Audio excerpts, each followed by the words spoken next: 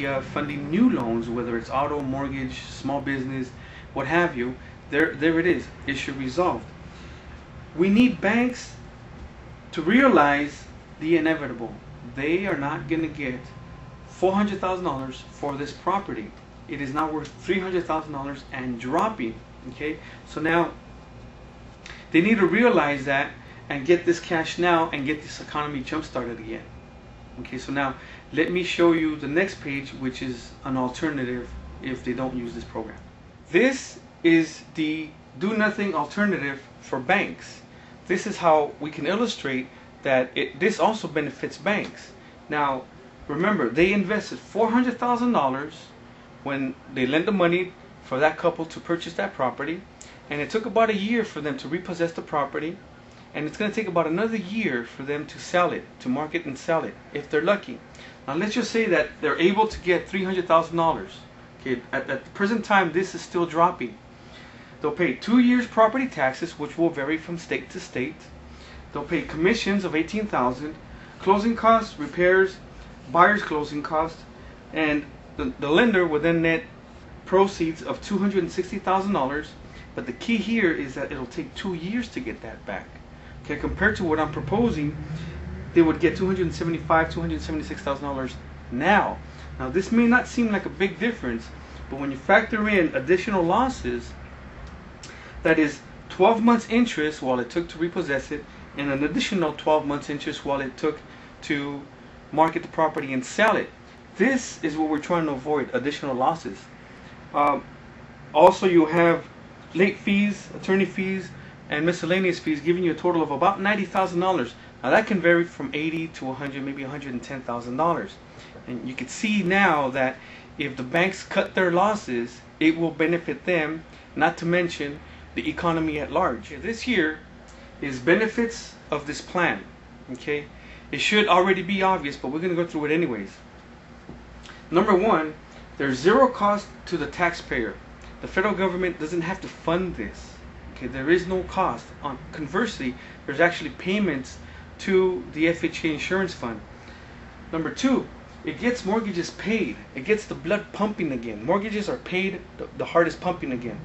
Number three, homeowners keep their homes. Not only that, at a reduced price, fixed rate, FHA insured. Number four, establishes FHA insurance reserves at no cost to the taxpayer. Okay, like I said, number one was no cost. Number four actually tells you that there's a reserve going into the FHA insurance fund.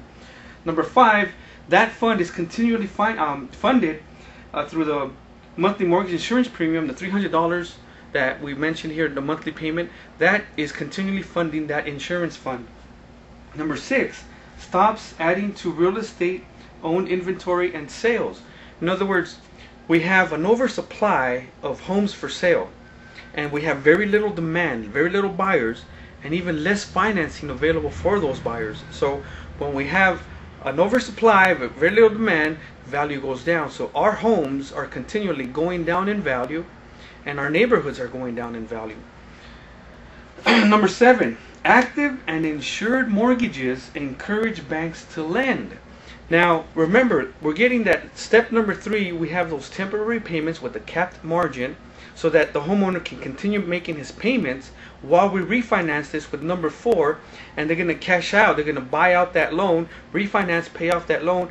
That lender is going to receive payments and principal. Now he has cash to lend, whether it's mortgages or auto loans or student loans or business loans, etc. The heart is pumping again. The blood is circulating throughout the heart, throughout the body. So as you can see, this not only benefits the banks like I illustrated on the previous page, but it benefits the homeowner and the economy in general. Okay, this here is number five. Okay, this is something I came up with within the last 3 days. REO is a term that banks use when they repossess a property, and it stands for real estate owned. Okay, my suggestion is for subprime borrowers that who have lost their home within the past 12 months, they occupy that property as their residence, paid on time during that 2 or 3 fixed interest rate period, and the bank has not resold it, they can buy that property back using the FHA Streamlined at 97% of the present value. Now remember, 1 through 4 is designed to stop the addition of supply to properties for sale, and number 5 here actually gets properties off the shelf and into the possession of the homeowner who originally bought it at a reduced payment with a fixed rate and an FHA insured loan. Okay, so this is a comprehensive idea that I'd love to see implemented, number 1 through 5, and not just 1 or 3 or 2 or 4, but the entire package. I think this can really boost the economy. Within the next 90 days, we will be back on the right track. Okay, I try to get this under 10 minutes, but since I went over, I might as well finish the rest of the second 10 minutes. I need to tell you, I'm not a stockbroker, and I'm not here to give you any advice as to when to buy, what to buy, or how to buy. I'm here to tell you what confidence means to the stock market. So I'm going to go very basic information here. You're not to construe this as advice, just the idea of what confidence or perception thereof means. Okay, so now you have a company that trades publicly in the stock market. That means that anybody can buy it, and they value the company based on earnings, its annual earnings, not necessarily its profit or loss, but its earnings. Okay, so now if you have a company that earned $1 billion for the year 2008, and it has 1 billion shares, its earnings was $1 per share.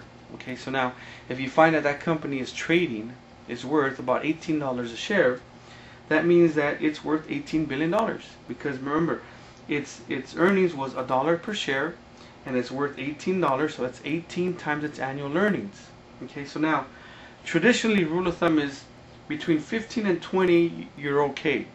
Okay, so there are companies that say, for example, this is a chain of shoe stores, and they're being aggressive. They're buying other shoe stores, they're buying other chains, they're buying new stores, they're opening new stores, and you think they're going to earn more money 2009, 2010. So you may go out of that little comfort zone and extend yourself, and depending on how far you want to go, you may go to 30 or 40 or beyond, but at some point there's going to be a greed factor where you think, well, maybe I'm extending too far. I don't think it's really worth 50 or 60 or whatever it is. Now 10, 12 years ago, we had the dot-com boom where companies were trading at 100 times its annual earnings, and I saw a couple at 1,000 times its annual earnings, which was really speculative, which was basically gambling, and a lot of them did bust. Conversely, if you see that this chain of shoe stores is closing stores, fear sets in. You're not certain, so uncertainty creates a typical sell-off. Fear definitely triggers a sell-off. So now, for mortgage banks and lenders, their earnings is their mortgage payments that they receive. Okay, mortgage payments affect value of the bank. If mortgage payments are not being made, remember again, we go back to the economy. Now this is Wall Street. The heart is not pumping here for these people. That is their heart is mortgage payments. If they're uncertain, that creates a sell-off. Fear may lead into panic, which may lead to a collapse or a crash. If everybody's getting out, then that can really tumble, and that's exactly what's happening in Wall Street right now. So now we have this three-ring circus in Washington, where the federal government is bailing out these companies, showing artificial confidence without actual performance. In other words, mortgage payments are not being made. They're throwing money at it, but the companies are still not performing. So Washington, long term, they may weather the storm and possibly even make a profit, but not anytime soon. That's why I decided to do this, because we can have this rectified within 90 days. The heart of the matter here is the mortgage payment, and if we can get that done, then we can rectify the economy and put this company and our economy back on the right track. But we need to do it ASAP, and that's why you need to contact your senator and your representative immediately, if not sooner. So I wish you good luck, and God bless, and we'll see you soon.